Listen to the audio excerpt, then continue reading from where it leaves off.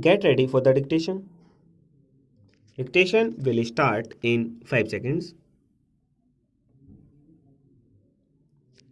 Start. Mr. Vice Chairman, it is a very good amendment introduced now by the Labour and Employment Ministry for amending Section 2. It will stop the Indian Airlines and the Air India Corporation adopting a method which would be putting the public of this country to great difficulties as we have been experiencing. Hitherto, they were not brought under the purview of the Industrial Disputes Act, and therefore they had no other chance or source or approach than to demonstrate by getting themselves under sick list by a doctor's certificate or adopting some go slow policy or by offering satyagraha or something else. This introduction of the IAC and the Air India Corporation into the Industrial Disputes Act and bringing them under the purview of this act will avoid in the future such activities of the staff of these bodies.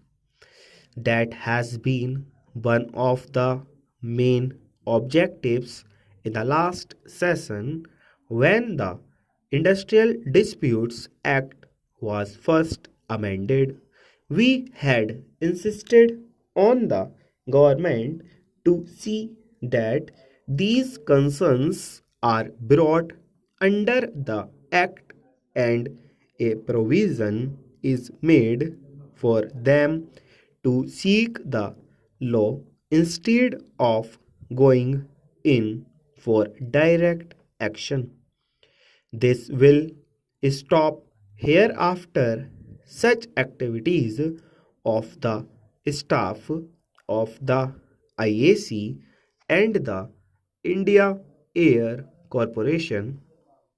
I do not find fault with the staff of the IAC or the Air India Corporation because there will be no smoke if there is no fire.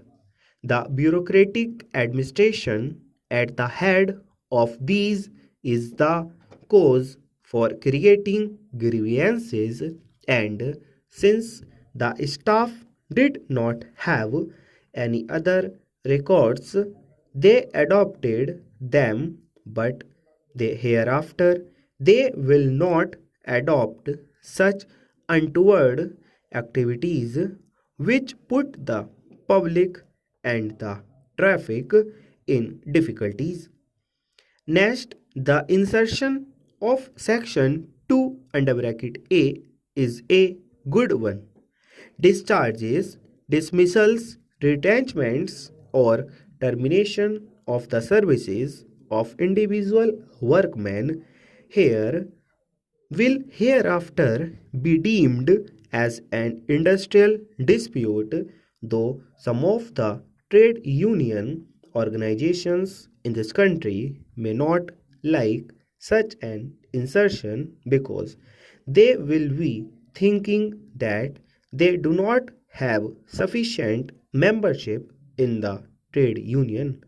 We true to our democratic socialist tendency and Gandhian philosophy give democracy to everybody, and therefore whether they join a trade union or not, we give them. Some trade unions do exploit the situation and live on such dismissals and even go to some of the administrators and managements and ask them to discharge some workers so that they will have some job to do.